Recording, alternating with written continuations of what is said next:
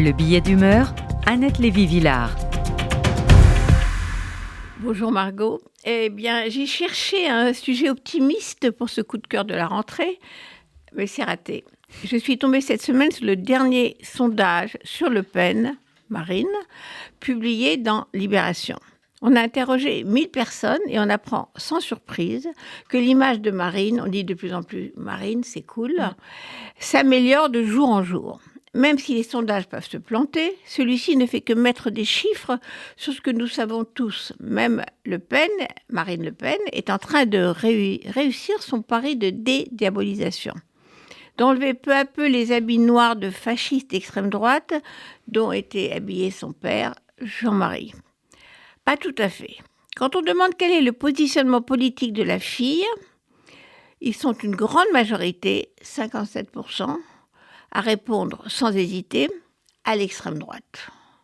Mais c'est là le problème. L'extrême droite, pourquoi pas ?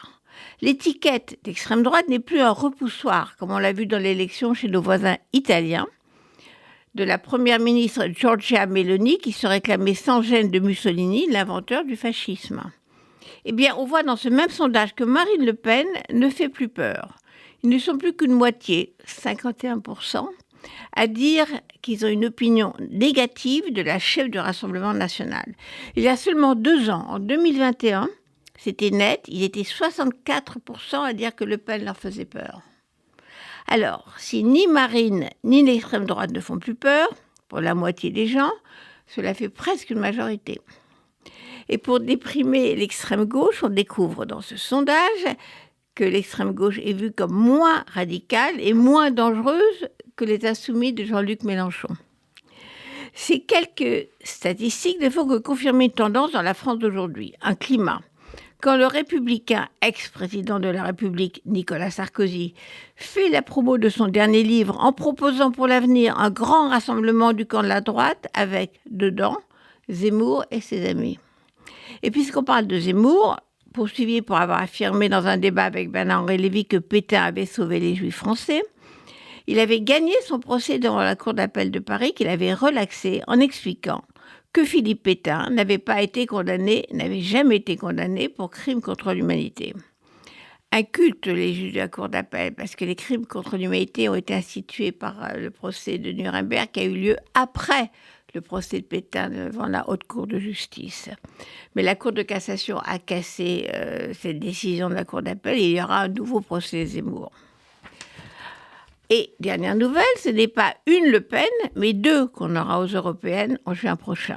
Marion Maréchal, nièce de Marine Le Pen, petite-fille de Jean-Marie Le Pen, vient d'annoncer qu'elle conduira la liste Reconquête de Zemmour. Elle veut construire un grand bloc dans l'Union européenne pour défendre, je cite, « nos valeurs menacées » et lutter contre l'immigration. On va la voir assise au Parlement européen, réconciliée avec le parti de sa tante, mené par Jordan Bardella, et avec les autres partis de l'extrême droite européenne. Je vous l'ai dit, cette chronique n'est pas très joyeuse. Alors je fais un flashback. Il y a juste 40 ans, on est en 1983, un vieux fasciste, entouré de nostalgiques de Hitler et de l'OAS, faisait soudain une percée aux élections municipales avec de violents slogans contre les émigrés. C'est Jean-Marie Le Pen, à l'allure de pirate avec encore son bandeau noir sur son œil.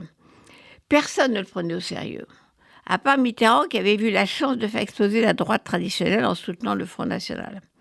Quand j'avais, à l'époque, à Libération, fait un reportage sur Le Pen père, je l'avais suivi dans sa campagne dans les bistrots de Belleville, populiste et démagogue, mes collègues avaient haussé les épaules et m'avaient dit, catégorique, « Mais ma pauvre, l'extrême droite en France, c'est fini ».